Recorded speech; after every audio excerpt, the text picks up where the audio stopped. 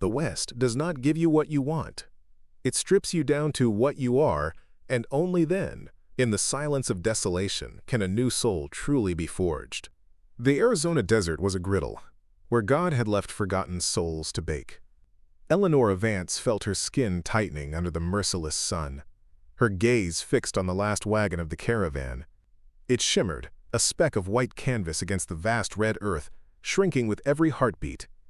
They had left her. The caravan, led by the fanatical preacher Josiah Thorne, had cast her out. The dust settled slowly, each particle a silent accusation, catching the dying light like fragments of a shattered promise. The wind whispered across the scorched ground, a desolate lullaby for the doomed, speaking of infinite loneliness and a profound, aching silence that pressed in from all sides.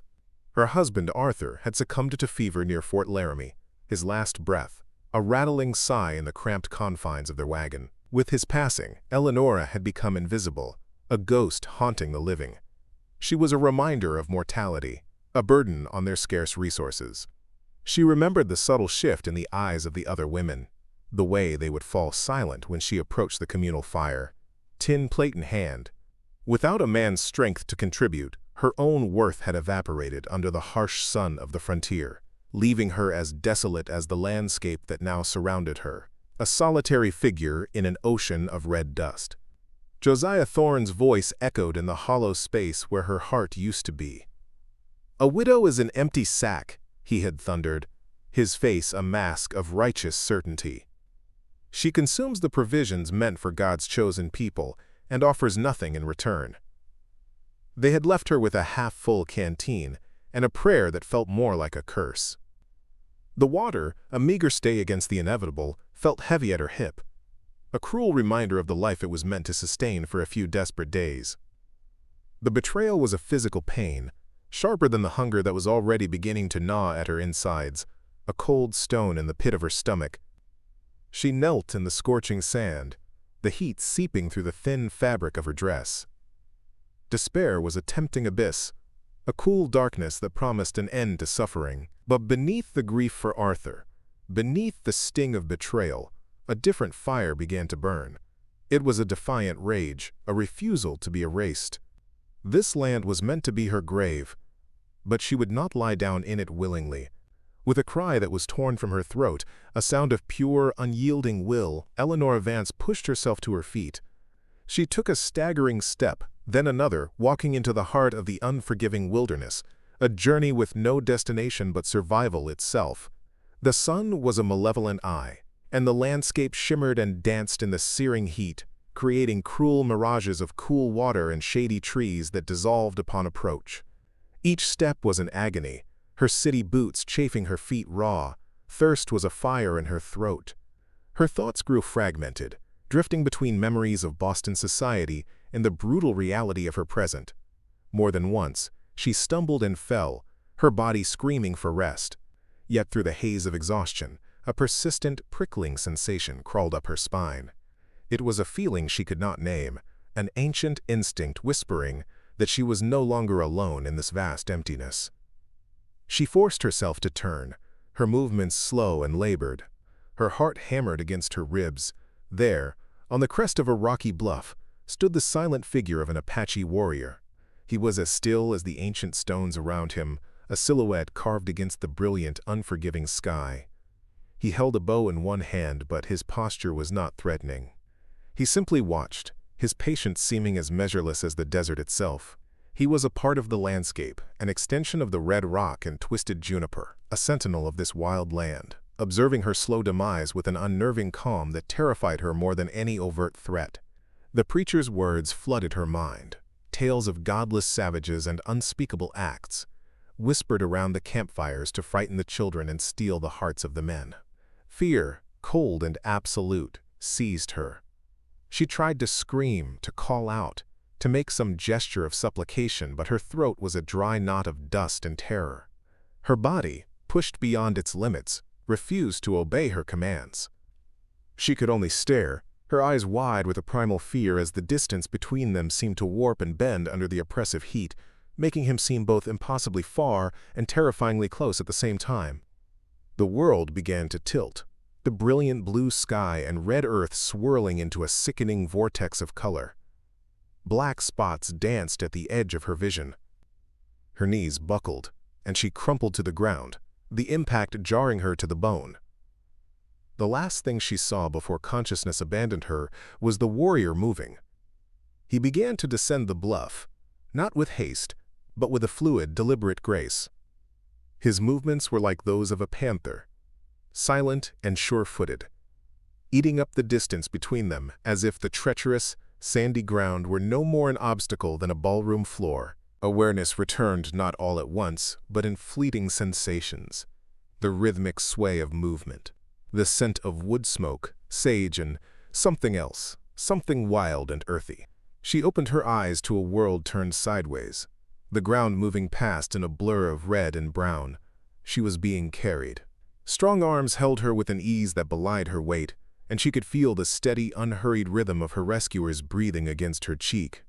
For a disoriented moment, she felt a wave of gratitude so profound it was almost painful. Someone had not left her to the vultures and the sun. She was alive. Her rescuer was the Apache warrior, Kale. He moved with a silent purpose, his moccasins making no sound on the sandy floor of a hidden canyon.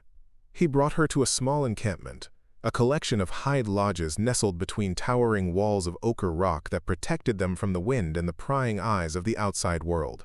Here, the air was cooler, and the scent of a cooking fire promised life and sustenance. Kale's presence was a quiet storm of strength and control, a stark contrast to the loud, boastful men of Thorn's caravan. He was a man who belonged to this land, and it, in turn, seemed to belong to him. Kale gently set her down near a central fire, her legs trembling and weak beneath her. A young woman with kind, intelligent eyes knelt beside her, and an old man with a face like a weathered map of wisdom watched her from across the flames. "This is my sister, Lyra.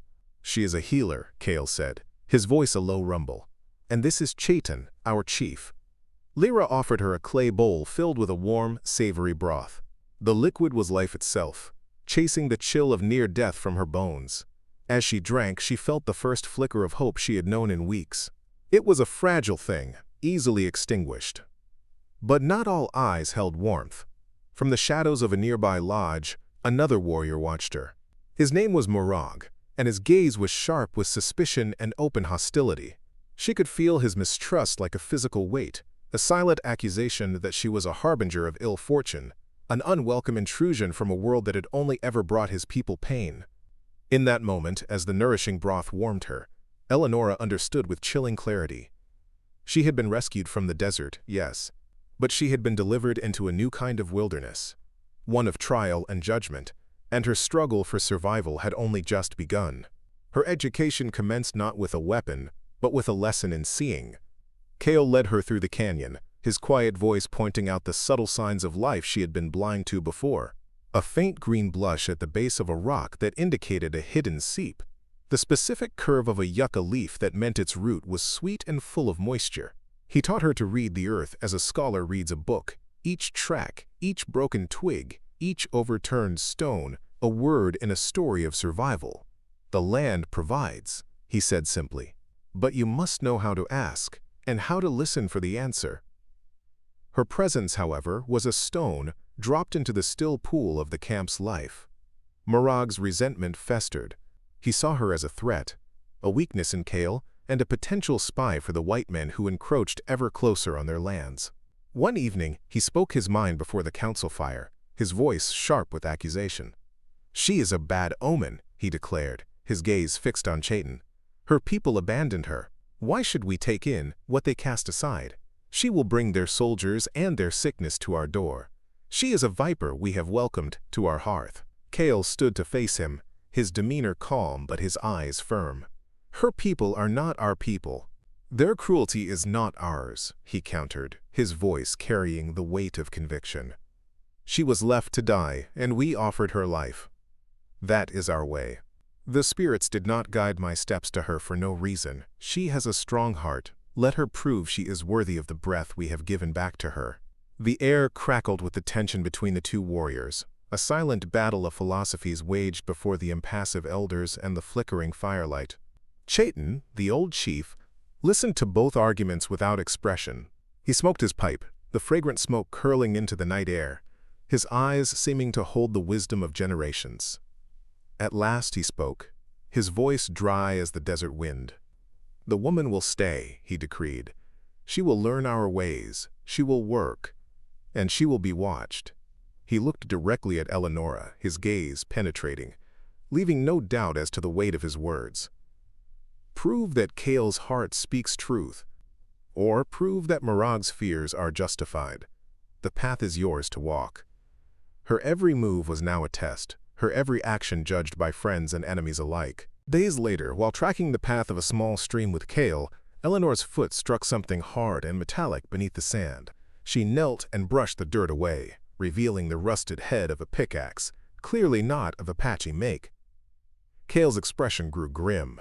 He scanned the surrounding area, his eyes missing nothing. A little further on they found more signs. The heavy prints of shod horses, the discarded remnants of a tobacco pouch, and the unmistakable, broken shards of a whiskey bottle. These were not the tracks of settlers passing through. These were the marks of prospectors, men who answered to no law but their own greed.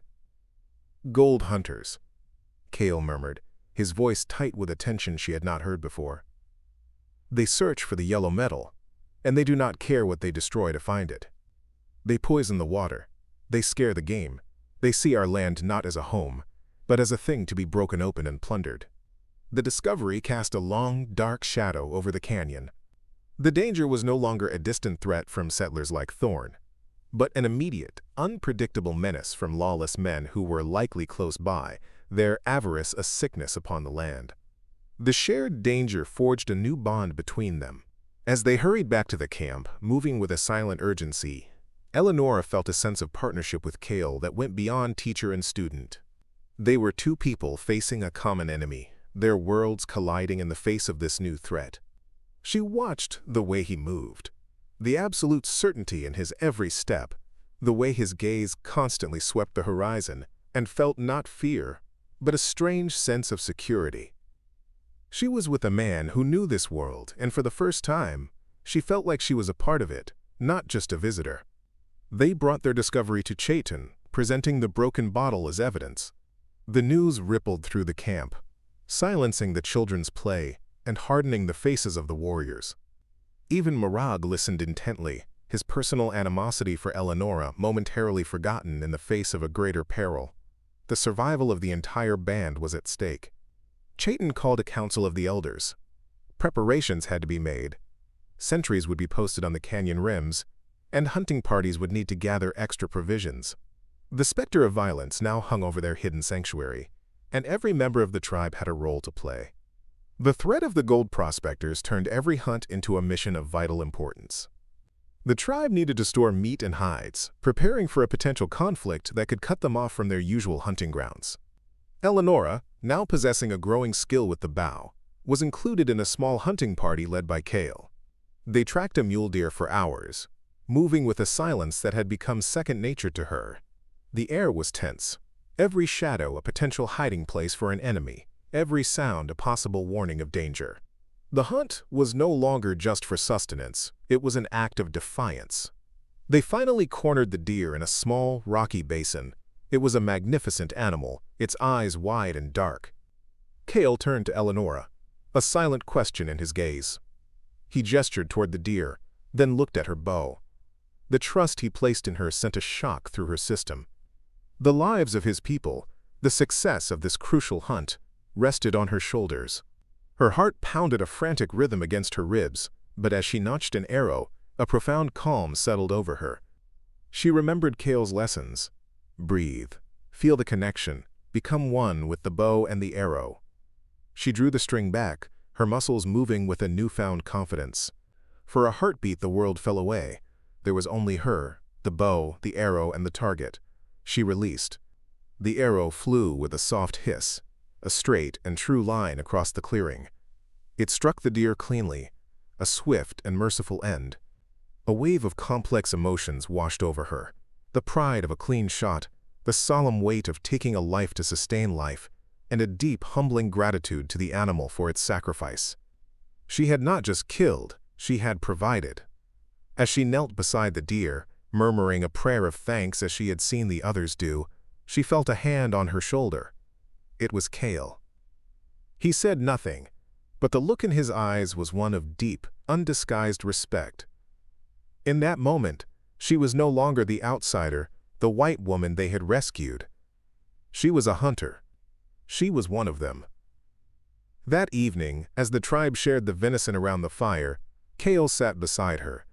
His fingers brushed against hers as he passed her a piece of roasted meat, a simple touch that sent a warmth spreading through her chest, a silent acknowledgement of the bond that was growing between them. The attack came without warning.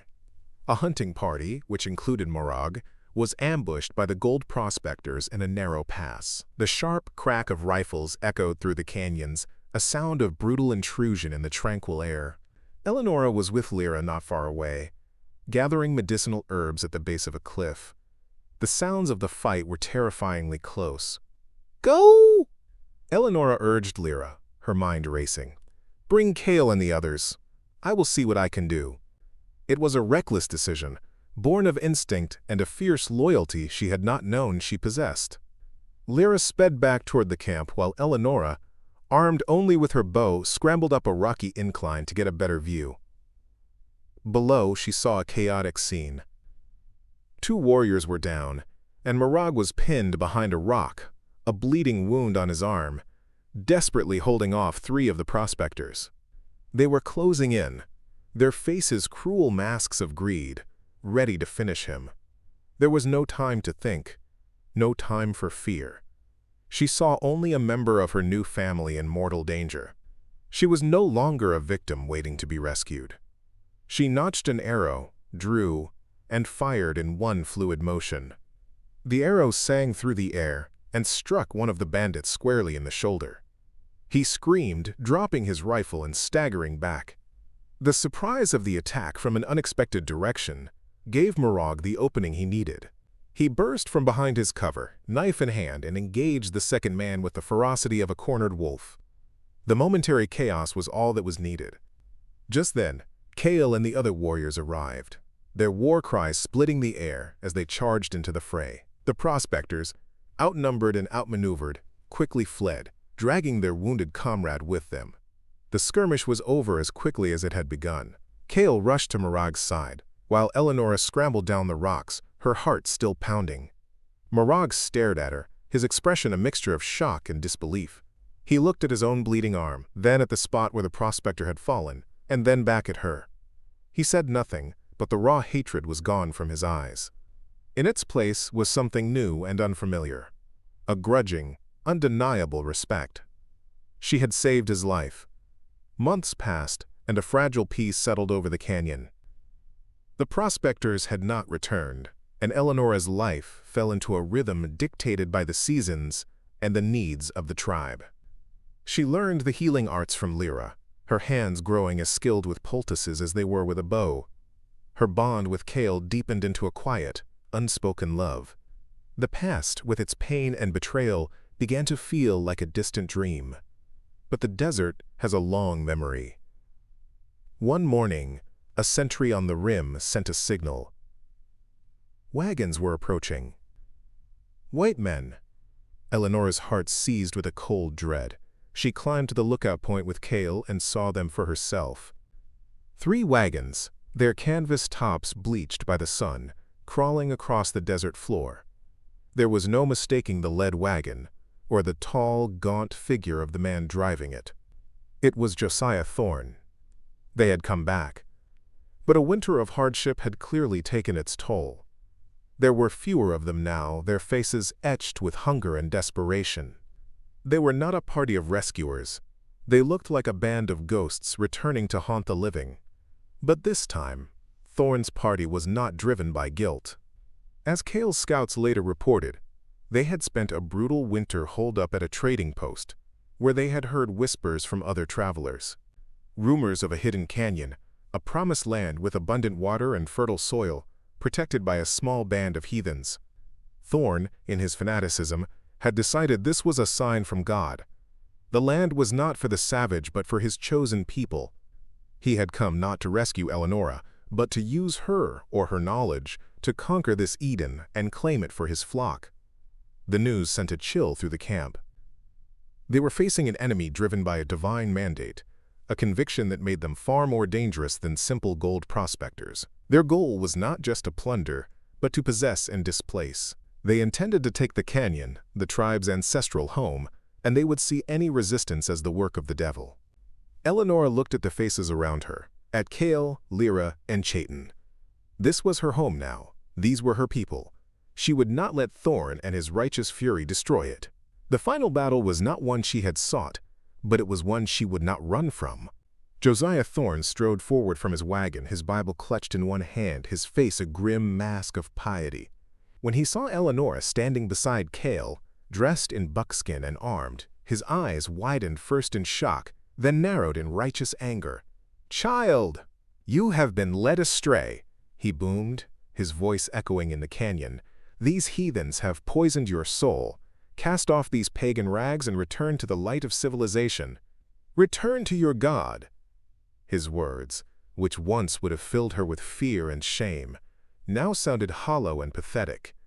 "I have found more of God in the heart of this canyon and the kindness of these people than I ever did in your sermons of fire and damnation," Eleonora replied, her voice clear and steady.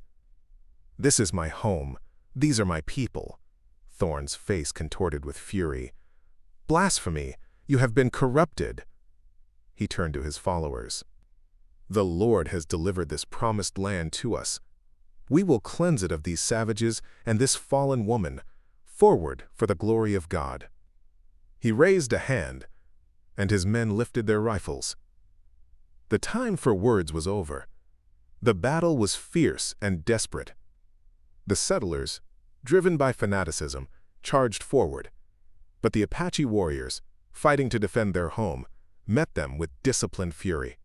Arrows flew and rifles cracked, the sounds of war desecrating the sacred peace of the canyon. Eleonora fought alongside Kale, her arrows finding their marks, her movements sure and steady.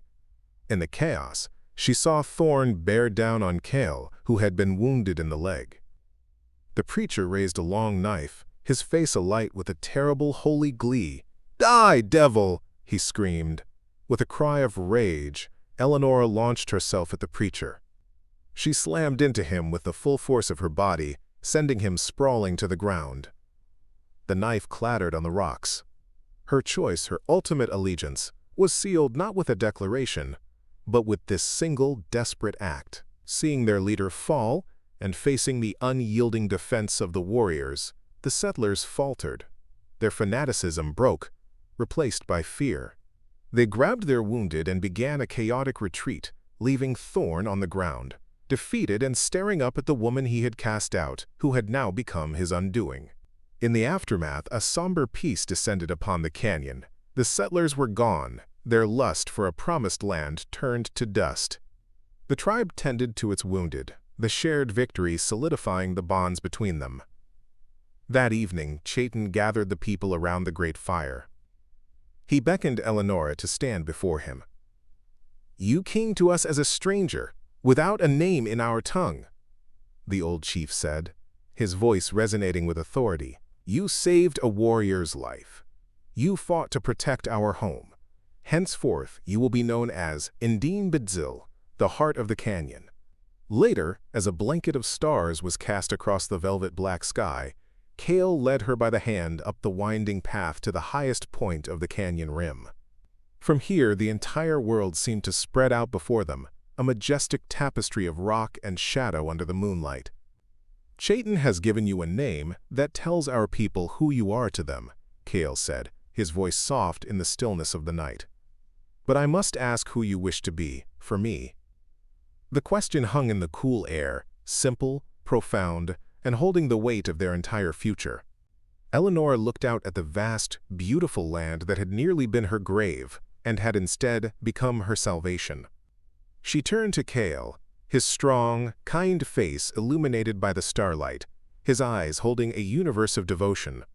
"I wish to be the one who walks the same path as you," she answered, her voice thick with an emotion too deep for tears. "For as long as the sun rises and the stars shine, His hand found hers, their fingers lacing together in a silent, unbreakable promise. He drew her close, and in the immense quiet of the desert night, their lips met for the first time. They stood together on the promontory, two people from different worlds, forged into one by the crucible of the frontier. The story of Eleanora Vance, the abandoned widow from Boston, was over. In its place was the beginning of the story of the heart of the canyon, a woman who had found not just survival, but a home, a purpose, and a love as fierce and enduring as the land itself. Below them, the fires of the camp glowed like earthbound stars, a beacon of community and belonging. The wind whispered through the rocks, carrying the ancient song of the desert, and for the first time she knew all the words,